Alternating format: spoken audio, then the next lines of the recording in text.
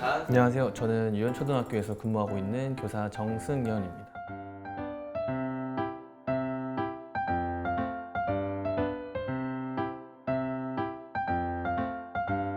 오늘은 여러분들 그 인공지능 윤리 영역. 제가 오늘 한 수업은 학생들이랑 인공지능 리터러시 프로젝트를 진행을 하고 있었는데요. 그 중에서 세 번째 영역인 인공지능 윤리와 관련되어 있는 수업입니다. 그 중에서도 인공지능 투명성과 관련된 수업이고요. 두 개의 에듀테크를 활용하게 됐습니다. 트롤리 딜레마를 체험하면서 인공지능 투명성을 경험적으로 학습할 수 있는 모럴 머신을 사용을 했고요.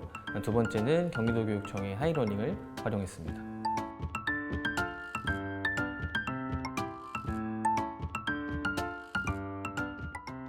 제가 평소에도 인공지능 교육에 관심이 많아서 학생들한테 인공지능 리터러시 관련된 프로젝트를 적용해야겠다라고 설계하고 이제 실시할 계획을 하고 있었는데 연수를 들을 기회가 생겼습니다. 근데 그 연수에서 하이러닝이 무엇인지, 하이러닝에는 기능이 어떤 것들이 있는지, 하이러닝을 어떻게 수업에 적용할 수 있는지를 알 수 있게 돼서 수업 안에서 학생들 사이에서 발생하는 의사소통을 활성화할 수 있고 그리고 보조할 수 있는 도구로 이 하이러닝이 굉장히 적합하다 생각을 해서 적용하게 됐습니다.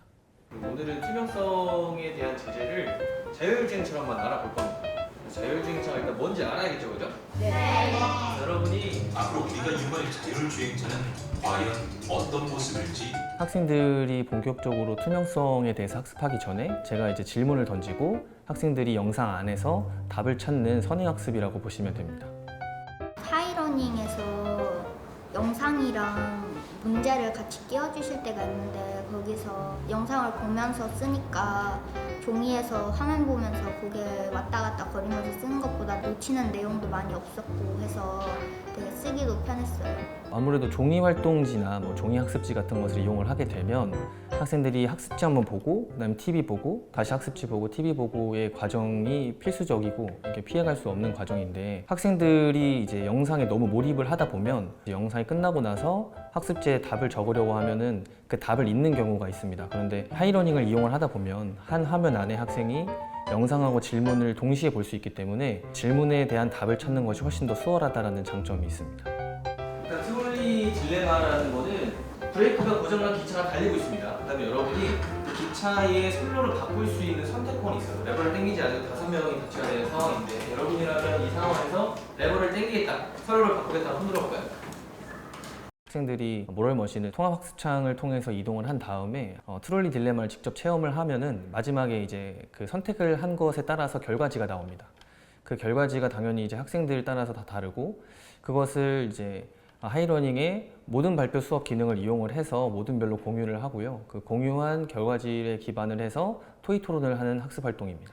야, 이 어린이가 지금 암이 걸려가지고 내일 집으로 있어야죠. 애송이는 법규 준수 여부를 그렇게 선호하지 않아요. 사람을 얼마나 넣을 건지, 사람을 몇 명이나 태울 건지, 신호등은 빨간불인지 파란불인지 등 그 사람이 아기인지 나이가 많으신 분인지 모럴 머신에서 자신들이 트롤리 딜레마를 문제를 만들어 보는 활동이 있었고요.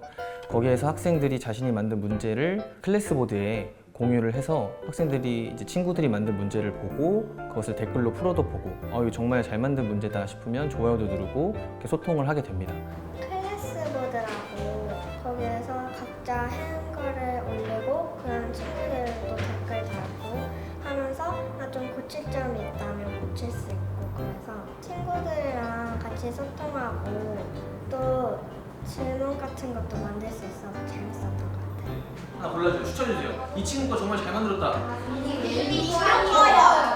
친구들이 서로 친구들이냐 가족이냐를 한번 고민해봤으면 좋겠어서 문제를 만들었고 그 신호를 지킨 친구들 쪽으로 자동차가 향하게 하겠다.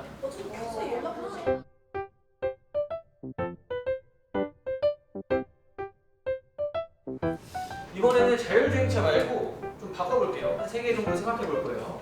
첫 번째는 AI 면접관. 여러분이 어디 중학교든 고등학교든 학생들에게 이제 수업 마지막에 인공지능 투명성의 필요성이나 중요성에 대해서 이제 물었는데 학생들이 전체적으로 다 필요하다, 중요하다 이렇게 답변을 했습니다. 그런데 이제 인공지능이 어떤 인공지능이냐, 뭐 누구에게 적용하느냐, 그리고 이게 누가 사용하느냐에 따라서 투명성을 어느 정도로 조절해서 요구할지, 적용할지에 대한 것은 학생 개개인마다 의견의 차이가 있는 것 같습니다. 다수가 죽거나 소수가 살고 이런 문제가 좌지우지 될 수 있기 때문에 이런 투명성을 높여서 누굴 희생시켜야 하는지를 이제 설명을 잘 할 수 있는 게 중요해요. 어떻게 판단을 해서 어떤 선택을 할 것인가 이런 논쟁을 가지는 게 저는 되게 재밌었고 패드에 대한 친근감과 익숙함을 늘려가면서 미래 사회에 대한 걸 이제 패드로 준비를 일일이 좀 하고 있는 것 같습니다.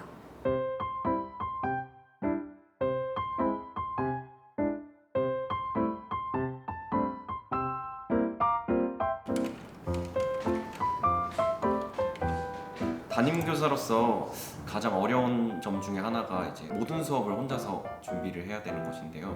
이 하이러닝을 통해서 각 단원별, 차시별 자료들을 활용할 수 있는데 그걸 통해서 수업 준비 시간도 줄일 수 있고 그렇게 줄어든 시간을 통해서 학생 상담 같은 학급 운영에 좀 더 쓸 수 있다는 점이 만족스럽습니다. 뭐 에듀테크나 뭐 디지털이나 AI나 관련된 연수들을 사실 좀 많이 들었는데 이렇게 좀 적극적으로 활용을 해본 경험은 사실 처음이거든요. 그래서 연수 내용을 기반으로 해서 직접 실천을 하니까 연수를 들었던 시간도 좀 더 값져지는 것 같고 그리고 제가 또 수업을 할 수 있는 범위도 넓어지니까 그런 부분들이 굉장히 뜻깊고 보람찼던 것 같습니다.